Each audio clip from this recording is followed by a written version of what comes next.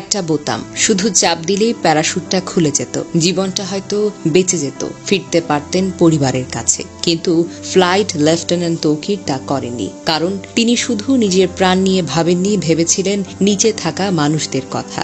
বিমানের emergency system সক্রিয় থাকলেও তিনি সিট ত্যাগ করেননি।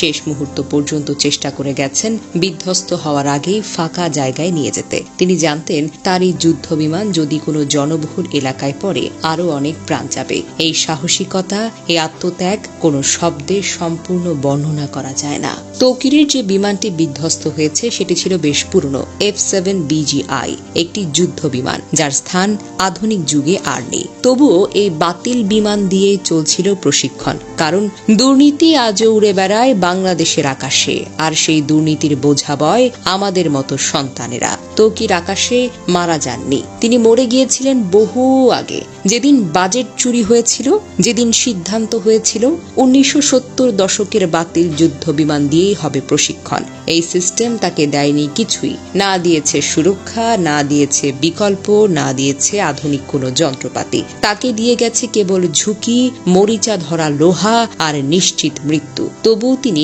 পিছু হটেননি। দেশ, দায়িত্ব আর মানুষ, এসবের কাছে নিজের প্রাণকেও তুচ্ছ মনে করেছিলেন। উত্তরার আকাশে ফ্লাইট লেফটেন্যান্ট তৌকির একা মারা যাননি। এই ভয়াবহ দুর্ঘটনায় আরো অনেক প্রাণ ঝরে গেছে। আমরা গভীরভাবে শোকাহত। শহীদ তৌকির সহ সকল নিহতের আত্মার মাগফিরাত আমরা কামনা করি। আহতদের জন্য দোয়া করি, আল্লাহ যেন তাদের দ্রুত আরোগ্য দান করেন। আমাদের একটাই প্রার্থনা, আর যেন কোনো তরুণ তৌকিরকে একটা মরিচে ধরা যুদ্ধ বিমানের সঙ্গে জীবন বিসর্জন দিতে না হয়।